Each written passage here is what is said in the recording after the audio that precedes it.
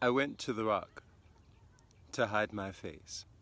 Rock cried out, "No hiding place." Now, I used to love to play hide and seek. I would send all of the little children, including my sister Clementine, out to hide, and I would seek and find them and win the game.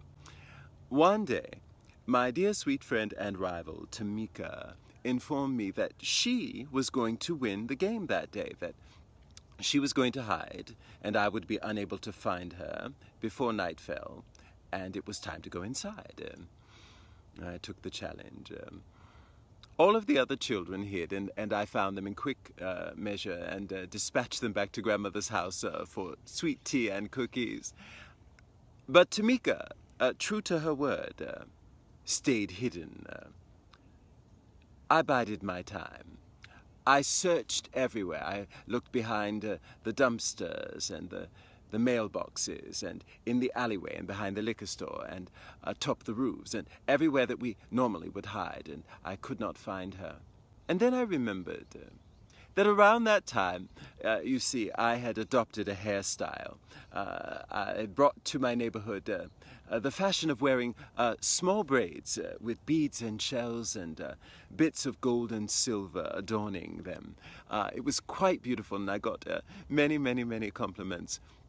And everyone regarded them with admiration, especially dear Tamika. And so it was no surprise, as she often did, following in my footsteps, that she adopted the same hairstyle just days before this challenge that arose in the hide-and-seek arena.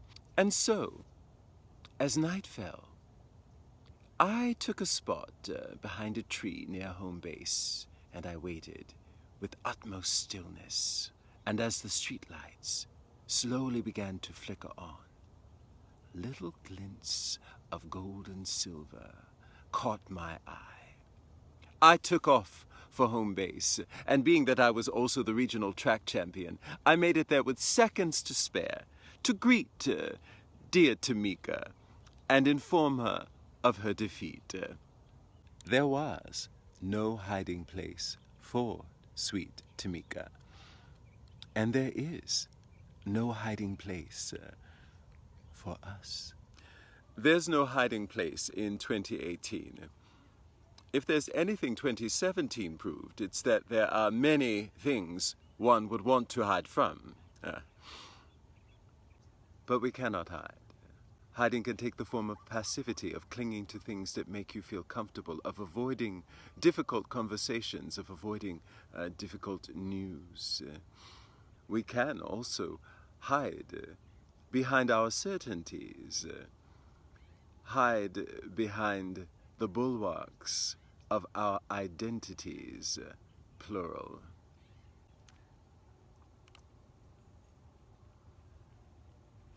Hide within the defeatist idea that things are so broken we can do nothing to fix them. Now, of course, on the road to emancipation, to liberation, hiding can be a useful tactic. But it is not an effective strategy in the long term. There is no hiding place without, and there is no hiding place within. There is nowhere to hide your grief, your rage, your discontent, your longing, your love, your need. If you try to tuck them away and pretend they don't exist, well, sort of like shoving things to the back of the refrigerator, after a while, they turn. And they will turn on you. And when they turn on you, they will turn on others. So, rather, bring them out into the light. It's true there are some people who will do everything in their power to hide for the rest of their lives. It's also true there are some people who do not have the luxury, ever, of hiding. If you have a choice, perhaps this is an opportunity to choose differently. As with dear sweet Tamika, There's no guarantee when you come out of hiding that you'll make it safely to home base. But then again, maybe this time is not a time where making it safely to home base is the point.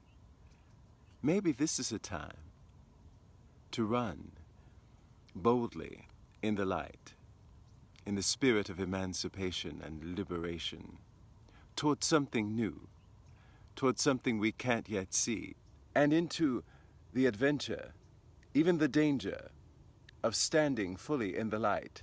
Come out of hiding. Stand in the light. Bring your light in 2018. We need it. And remember, if it doesn't start in love, it's finished. Happy 2018.